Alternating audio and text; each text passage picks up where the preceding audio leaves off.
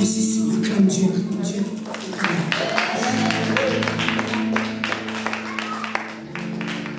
Il sait ce qu'il faut pour ton fils, ta fille, comme je dis pour ma fille. Je savais que c'est Dieu qui allait exécuter sa volonté. Ce n'est pas ma volonté à moi. Tu prends une décision, mais après c'est Dieu qui contrôle les choses. Je ne peux rien contrôler. Je vous ai déjà dit. Je vous ai dit que comme j'étais converti, quelquefois Dieu me disait, je n'ai pas besoin d'attendre l'homme qui est venu avec moi. Je n'ai pas besoin d'attendre mon père, ma mère. Je n'ai besoin d'attendre personne. Je peux avoir 200 000 dans la main. Je peux avoir 3 000, je ne sais pas. 500 euros, 6 000 euros. Si Dieu me dit que tu vas le donner à quelqu'un, je dis sur mon Seigneur, j'ai entendu ta voix. Tu m'as dit, je vais le donner à quelqu'un. Je ne connaissais pas l'avarice.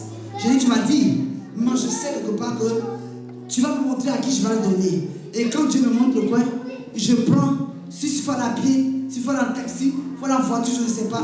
Je vais devant la personne, je lui dis cette enveloppe c'est pour toi. Et la personne même étonnée, vous êtes sûr, mais je ne vous connais pas, mais il y a quoi dans l'enveloppe? Il commence à avoir peur, je dis moi c'est pas mon problème, tu ne regardes pas tant que je n'ai pas tourné le dos. Parce que je n'ai pas besoin du remerciement de la personne. La seule personne qui peut apporter ce remerciement, c'est Dieu, acclame ton Dieu. Toi t'attends quoi?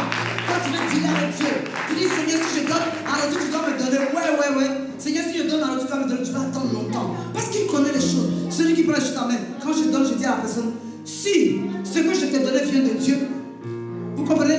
Voilà comment Dieu agit. Quand je donne, je lui dis, tu ne regardes pas l'enveloppe.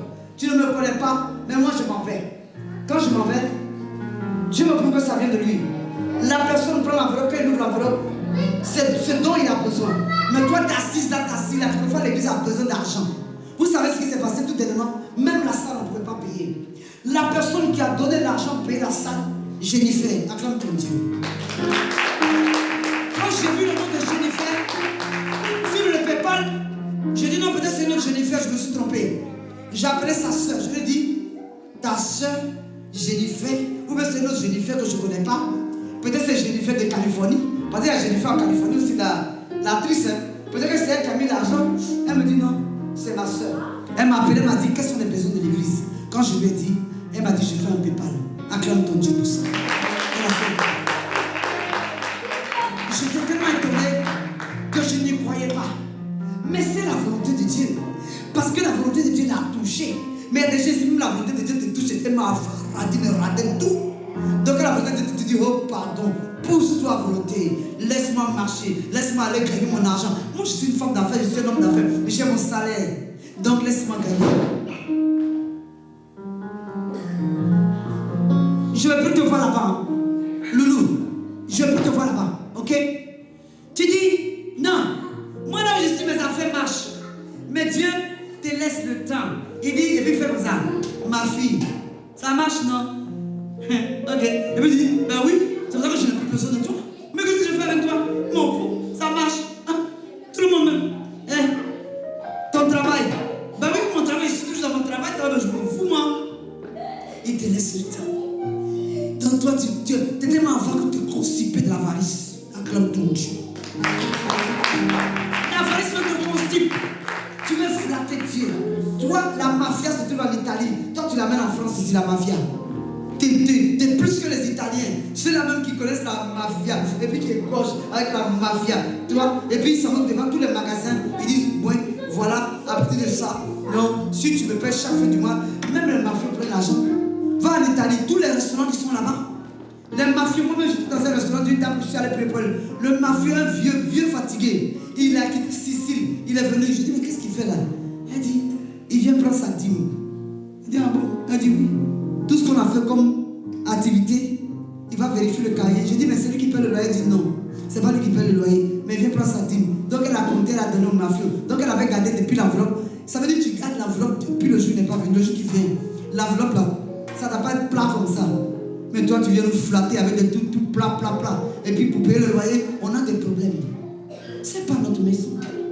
C'est la volonté de Dieu que tu donnes. C'est la volonté de Dieu que tu payes ton loyer. C'est la volonté de Dieu que tu payes la maison où tu es assis. C'est la volonté de Dieu que le siège où tu es, où toi-même tu pètes dessus. C'est la volonté de Dieu que tu donnes quelque chose pour que nous puissions avancer. C'est comme ça que Dieu travaille. Je dirais la vérité maintenant. Parce que pour que Jennifer, qui ne vient même plus à l'église, que Jennifer appelle sa soeur pour demander quels sont les besoins de l'église. Et puis elle donne, pendant que toi tu es assise là,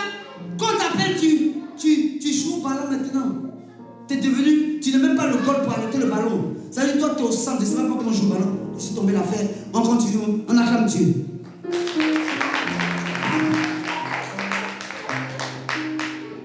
Celui qui brise la volonté, aujourd'hui même par le pouvoir du Saint-Esprit, toute volonté qui ne vient pas de Dieu, afin que tu ne tombes pas, soit brisée au nom de Jésus. Dis Amen. Dis Amen. Tapez-moi ce Jonathan. Toute volonté qui ne vient pas de Dieu, je viens de dire que toute volonté qui ne vient pas de Dieu, qui pousse les gens à ne pas bénir l'œuvre de Dieu, est brisée et dis Amen. Tapez du fort, d'un garçon bien une fille. Pas le fort. Amen. Amen. On acclame tout le monde, acclame ça. Mais tu vois comment tu travailles? La volonté de Dieu, tu es assise. On dit acclame Dieu. Moi, je ne veux pas acclamer. Je dis acclame Dieu, le roi des rois, l'éternel des armées, celui qui combat, celui qui combat.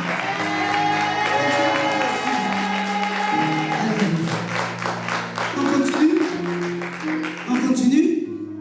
Il sait ce qu'il brise toute volonté qui ne vient pas de lui. Il sait ce qu'il faut pour te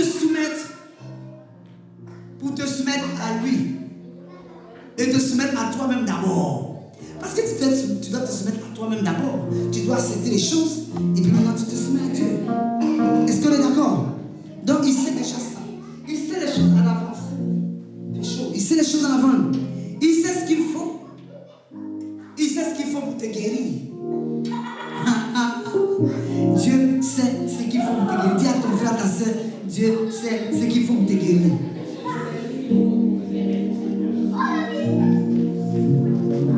Tu l'as parlé. Yeah.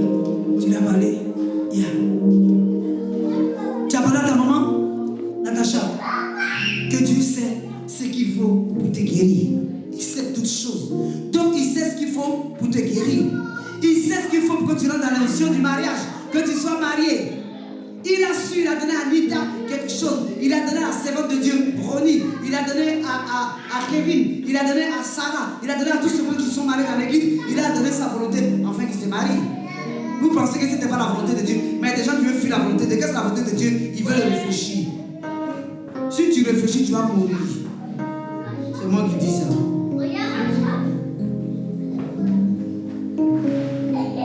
Tu réfléchis. Tu réfléchis. Tu réfléchis. C'est fini, tu réfléchis. Maintenant, c'est bon. Je fais mon pouce comme ça. C'est bon. Si c'est comme ça, fais ton pouce aussi. Si c'est bon, fais ton pouce. Si c'est pas bon, fais comme ça. Regarde, fais comme ça. Alléluia. Il faut de temps en temps qu'on puisse rire, c'est important. L'onction, c'est pas pour être la moi, de temps en temps, je mets tout le jeu dedans quand je prêche la parole de Dieu. Ça, c'est le pouvoir que Dieu m'a donné. Il sait ce qu'il faut faire, il sait qu'est-ce qu'il faut faire, pour te bénir. Et où il sait où tu dois te retrouver, où tu dois être. Dieu connaît tout.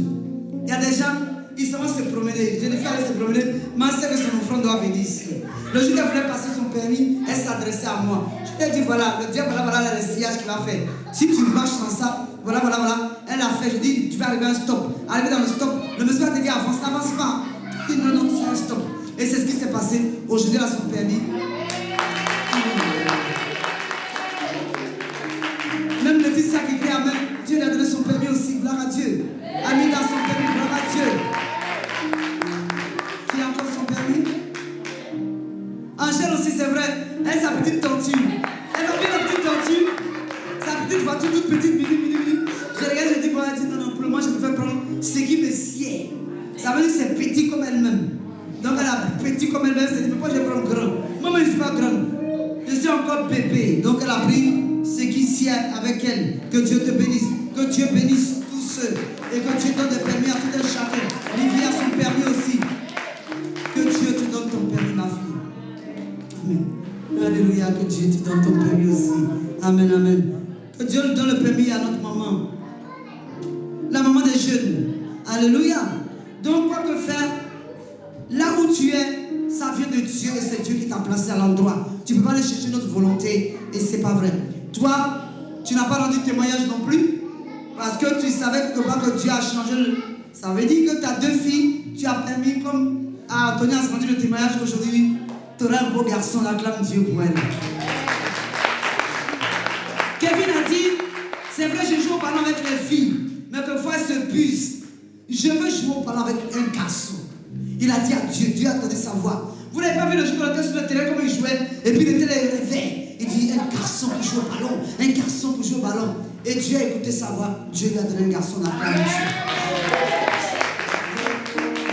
C'est pour dire que Dieu contrôle tout. Il contrôle tout.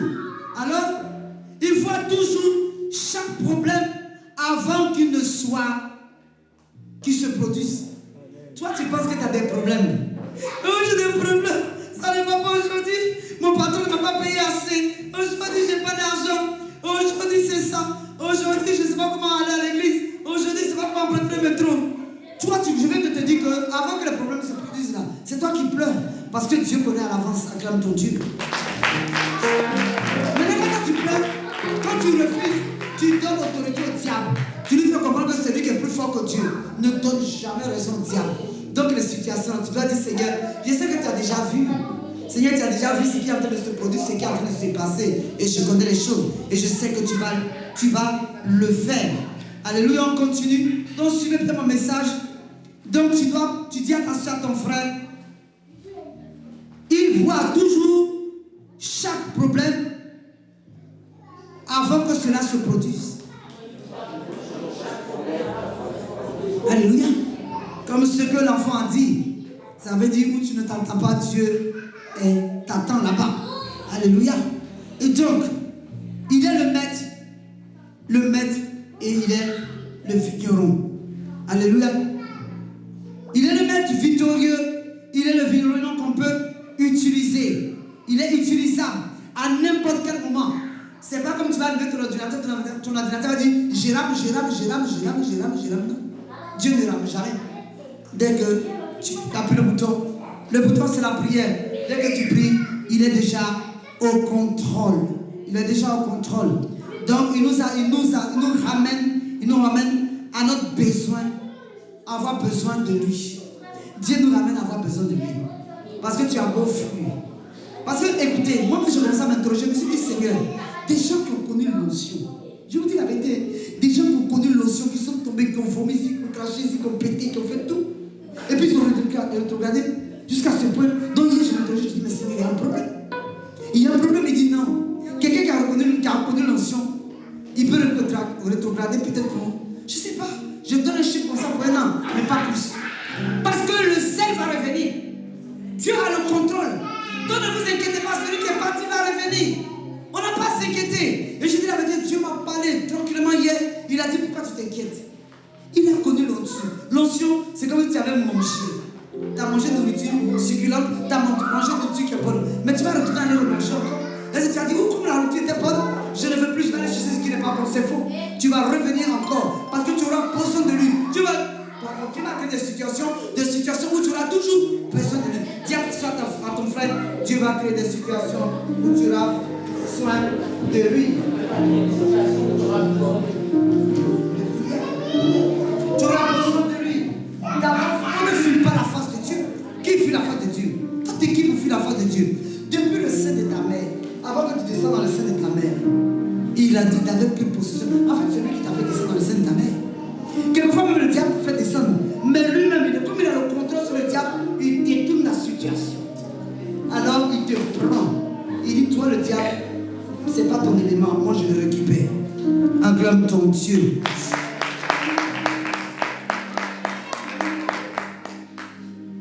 Souvent, quand je ne fais pas ce que je fais ici. Alléluia. Il y a des choses que je dois faire ici et je ne les fais pas. Et ça, ce n'est pas bon. Et quand je ne le fais pas, Dieu m'interpelle me dit, toi, ce que tu fais, tu dois le faire ici. J'ai vu des gens, ils ne donnent pas. Hein. Mais quand un païen les appelle, là tu dis, tu peux me passer 20 €, tu peux me passer 50 €, 5 €, ils passent facilement. Mais dans l'œuvre de Dieu, je leur voulu que tu passes aussi. Si tu veux passer aussi, passe. On va te rembourser. Dis à ton frère, il faut passer aussi dans le plan. Alléluia.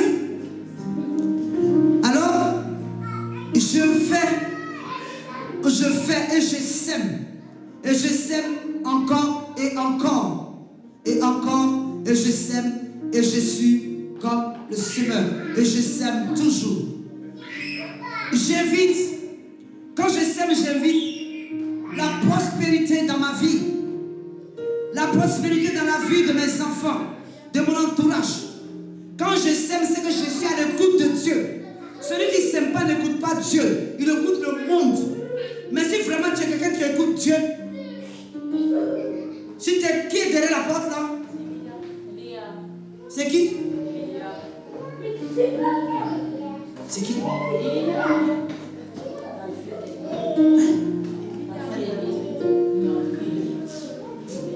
Ah, elle était là.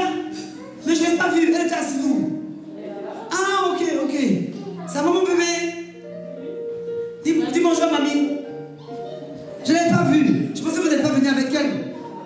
Donc après, je lui ai posé la question. Alors, celui qui sème, c'est celui-là, justement, qui écoute la voix de Dieu. Vous savez, quelquefois, moi je prends la peine de partir dans d'autres églises pour écouter un pasteur enseigner. Il y a des gens qui n'écoutent pas. Pour écouter un pasteur, comme je dis, un pasteur enseigner. Pour écouter un prédicateur apporter la parole. Pour écouter un enseignant. Pour écouter un pasteur, pourquoi pas. Quelquefois, j'essaie d'écouter même des gens, des philosophes, pourquoi pas. J'essaie d'écouter toutes ces choses-là pour voir quelle est la vie, qu'est-ce qu'ils sont en train de dire. Et ça, je voulais te dire, j'écoute les leaders prêcher la parole et dire quelque chose. Quelquefois, je vais dans les enseignements des hommes d'affaires et des femmes d'affaires. Alors, un jour, j'étais dans un enseignement d'hommes d'affaires et de femmes d'affaires. Et ça, c'était en Californie. Et c'était dans une salle. Et quand je suis arrivé dans la salle, les hommes d'affaires ont dit, quand tu dois faire des affaires, où tu sais que ces affaires vont te rapporter de l'argent. Donc je continue. J'ai mis le message ici. Des gens d'affaires. Et donc, ils doivent nous enseigner que le meilleur, j'ai écrit le meilleur endroit pour s'aimer. Le meilleur endroit pour s'aimer et pour s'aimer une entreprise est autour d'un problème. C'est comme ça qu'ils ont commencé. Il dit pour s'aimer quelque part, c'est autour d'un problème que tu s'aimes. Ça veut dire quand tu viens, tu veux posséder le terrain de quelqu'un, tu crées un problème. Et puis quand tu crées le problème, tu possèdes son terrain. Parce qu'il a peur, tu possèdes son terrain. Quand tu veux construire un immeuble, tu viens, tu mélanges tout le monde dans l'immeuble et tu penses qu'ils disent que c'est le meilleur endroit. Donc il faut que tu crées des problèmes. Et quand tu crées des problèmes, tu arrives à faire des affaires à l'endroit. Ça veut dire que tu mets ton argent et tu investis ton argent. Et quand ils ont commencé à parler, ils ont dit le meilleur endroit pour mettre l'argent, c'est dans les pompes funèbres. Qui connaît les pompes funèbres? Pompes funèbres. Qui connaît les pompes funèbres? Où on amène les morts, on se met les laver, je ne sais pas quoi. Tu ne connais pas? Où on met les morts? On dit où tu dois investir, c'est dans les cimetières. C'est ce qu'ils ont commencé à dire. Ils disent parce que les cimetières, on a toujours besoin de quelqu'un au cimetière. Donc tu as toujours l'argent quand tu gères un cimetière. Tu as toujours l'argent quand tu gères une pompe funèbre. Vous comprenez? Et c'est ce qu'ils ont dit. Et c'est des endroits où tu as de l'argent. Ils ont parlé de pompes funèbres, ils ont parlé du cimetière, ils ont parlé encore, j'ai tout noté. Il dit que le cimetière ne manque jamais de clients. Les pompes funèbres ne manquent jamais de clients. Donc il faut que tu investisses à ces endroits, les pompes funèbres, parce qu'ils ont toujours besoin. Ils ont toujours besoin de toi. Donc là, quand tu investis là-bas, toujours ils viennent. On a besoin de laver notre cadavre. On a besoin de mettre notre cadavre en biais. On a besoin d'habiller notre cadavre. On a besoin d'enterrer notre cadavre. Il y a toujours des moyens. Donc quand tu investis là-bas, tu rapportes beaucoup d'argent. Et tu dépenses moins. Et tu as beaucoup d'argent pour commercialiser. Donc il faut commercialiser dans les cimetières. Par exemple, je donne un exemple. Ils ont donné un exemple. Tu n'as pas besoin de penser beaucoup. Tout ce que tu peux faire, comme ils ont dit, tu n'as pas besoin de penser beaucoup pour dire qu'est-ce que je vais faire avec mon argent. Même tu vas, pour commercialiser, tu vas aussi dans les hôpitaux. Ils ont parlé de cimetières, ils ont parlé de pompes funèbres, ils ont parlé d'hôpitaux. Parce que tous les malades sont à l'hôpital. Donc, si tu investis dans l'hôpital, tu as beaucoup d'argent. Acclame ton Dieu. Alors, tu as acclamé tout Dieu. Pourtant, je te dis que c'est les païens qui ont parlé. Ah bon? ton Dieu. Pourtant, j'ai dit que c'est les païens qui ont parlé. Donc, quand tu es d'accord, quand tu veux faire des affaires, tu mets dans les cimetières, tu mets dans les hôpitaux, tu mets dans les tombes, je ne sais pas, dans les pompes funèbres. Donc, ce sont les hommes d'affaires qui ont prêché ça. Ils ont dit, c'est là-bas qu'il y a de l'argent. Alors, quand j'ai commencé à écouter ça, je me suis dit, mais qu'est-ce que je fais? Le Seigneur dit, tu es venu pour écouter. Quand ils sont en train de te dire que c'est là-bas que tu as de l'argent, dans les hôpitaux. Donc, il faut qu'il soit. Il faut que tu aies la réponse du marketing que tu es en train de faire. Cette réponse, c'est dans les pompes funèbres, dans les hôpitaux, que tu as la réponse. Que tu n'as pas besoin de commercialiser dans les salons, je ne sais pas comme ce qu'Abida fait, mais les salons funèbres, tu investis dans les salons funèbres, on s'assoit pour prier, et puis on met le bord, on le met comme ça, et puis pour prier. Là-bas aussi, il y a de l'argent. Donc il y a de l'argent, et il y a toujours des clients, et les clients ne manquent jamais, et c'est vrai. Les clients ne manquent jamais parce qu'il y a toujours des morts. On est d'accord? Donc tu auras toujours des clients parce qu'il aura toujours des morts. Alléluia. Et j'ai retrouvé le message et c'est ce que je suis en train de te prêcher aujourd'hui parce que quand ils ont parlé, je l'ai trouvé. Après, afin de financer et d'apprendre aussi, ils te disent, afin de financer et d'apprendre que c'est là-bas nous trouvons de l'argent. Parce que ceux qui ont, c'est ce qu'ils ont pensé. Ça, c'était les hommes d'affaires qui ont pensé. Et on le sait, autant que ce n'est, comme j'ai dit, ce n'est que leur pensée à eux. Alléluia. C'est leur pensée à eux. C'est leur pensée à eux. Et quand tu demandes un prêt, tu as finalement les prêts pour ce genre d'association. Et les païens, les mystiques sont dedans. Mais moi maintenant, je viens de te parler de celui qui apporte la guérison avant que tu te rentres à l'hôpital. Je viens de te parler de celui qui te ressuscite avant que tu ne meurs. C'est celui-là, c'est le Seigneur qui va te parler. Ils n'ont pas avoir les cimetières. Ils n'ont pas avoir les hôpitaux. Mon Dieu est plus grand que les hôpitaux. Est plus grand que les cimetières. Et je dis la vérité par mon Dieu. Moi, je n'investis pas dans les cimetières. Moi, je n'investis pas dans les tombes. Mais j'investis dans la maison de Dieu. La maison de Dieu, si j'investis, j'ai la guérison, j'ai le pouvoir et j'ai la puissance de Dieu. Aïe, aïe, aïe. Et si je fais des affaires, les affaires que je fais, je les confie à Dieu. Je ne les mets pas dans des cimetières. Parce que le cimetière, avant que j'arrive au cimetière, Dieu me guérit. Acclame ton Dieu. Avant que j'arrive à l'hôpital, Dieu me guérit. Dieu ne laisse pas la maladie durer longtemps. Femme, va avec la guérison de Dieu. Avant, parce que le projet, c'était de t'amener au cimetière. Parce que c'est eux qui gèrent les cimetières. Mais mon Dieu ne gère aucun cimetière. Parce que celui qui ressuscite, et celui qui délivre, et celui qui guérit, acclame ton Dieu. Pour que tous les jours, et acclame ton Dieu. Acclame ton Dieu. Acclame ton Dieu. Acclame ton Dieu. Et j'ai dit, avant que tu arrives à cet endroit, Dieu apporte la guérison. La guérison. La guérison. Oui, dis la guérison, la guérison. Par Dieu, la guérison. Chante, dis la guérison. Chante, dis la guérison. Chante, dis la guérison. Chante, dis la guérison. J'ai dit de sauter, t'es fatigué de la vie ou quoi? Chante, dis la guérison. Chante, dis la guérison. Chante, dis la guérison. Quelque chose va se passer. La pauvreté est une maladie aussi. Saute, pour que tu sois guéri de la pauvreté. Saute, sois guéri de la pauvreté. Sois guéri de la pauvreté. Sois guéri de la pauvreté. Saute.